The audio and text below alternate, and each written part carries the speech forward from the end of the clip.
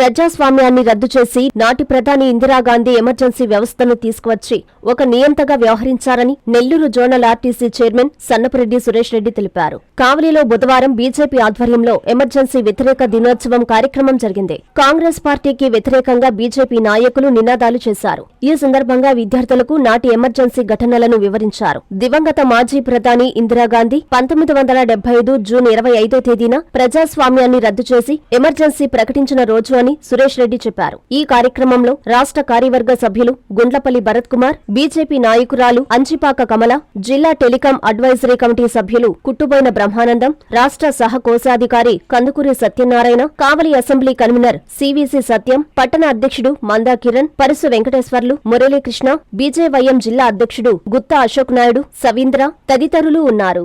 1975 June 25వ తారీఖున ఆనాటి Congress party, ఆనాటి ప్రధానమంత్రి శ్రీమతి ఇందిరాగాంధీ ప్రజాస్వామ్యాన్ని పూర్తిగా కూడా ఆ రోజు దానికి గ్రహణం పట్టింది. ప్రజాస్వామ్యాన్ని రద్దు చేసి ఆమె ఎమర్జెన్సీ ప్రకటించిన రోజు. అందువల్లనే ఈ జూన్ 25వ తారీఖున మేము ఈ యొక్క ఎమర్జెన్సీ వ్యతిరేక దినం దేశవ్యాప్తంగా జరుపుతూ ఉన్నాం. అందులో భాగంగానే వాళ్ళ కావల్లో ఈ కార్యక్రమం జరిగింది. ఎందుకంటే భావితరాలకి ఆనాడు కాంగ్రెస్ పార్టీ ఏ రకంగా అప్రజాస్వామికంగా ప్రతిపక్ష నాయకులందరినీ జైల్లో పెట్టింది, అదే రకంగా పత్రికలన్నింటినీ కూడా పత్రికలన్నీ కూడా అణిచివేయడం జరిగింది. ఏది కూడా జర్నలిస్టులను 200 మందిని జైల్లో పెట్టడం జరిగింది. ప్రతిపక్ష నాయకులు 400 మందిని, ఉదాహరణకి మొరార్జీ దేశాయ్, జయప్రకాష్ నారాయణ, అటల్ బిహారీ వాజ్పేయి, అద్వానీ గారు, ఇక్కడ వెంకయ్యనాయుడు గారు, అదే రకం బంగారు లక్ష్మణ్ గారు కానీ, జార్జి ఫెర్నాండేజు, ప్రకాష్ కారత్ లాంటి అనేక రాజకీయ పార్టీలందరినీ కూడా మాట్లాడితే బొక్కలో వేసేటువంటి ఒక రోజులవి.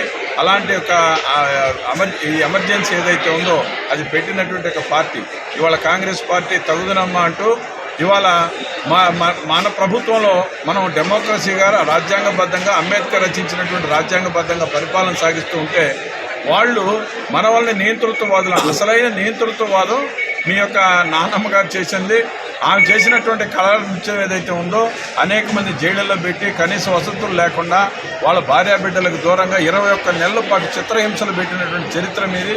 అలాంటి చరిత్రను ప్రజలకు గుర్తు చేయాలనే ఉద్దేశంతోనే నరేంద్ర మోడీ మొదలుకొని సామాన్య బీజేపీ కార్యకర్త వరకు కూడా ఈ ప్రజాస్వామ్య పరిరక్షణ దినం జూన్ 25వ తారీఖున జరుపుకుంటారు.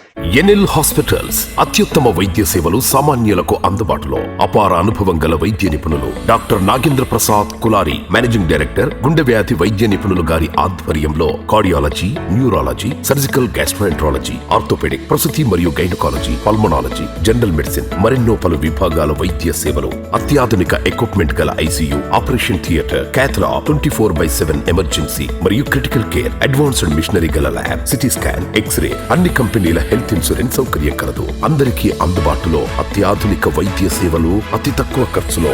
ఎన్ఎల్ హాస్పిటల్స్, పివిఆర్ కళ్యాణ మండపం ఎదురుగా, అన్నమయ్య సర్కిల్ దగ్గర, Magunta layout, Nellore. Hi Nellore, please subscribe to N3 TV.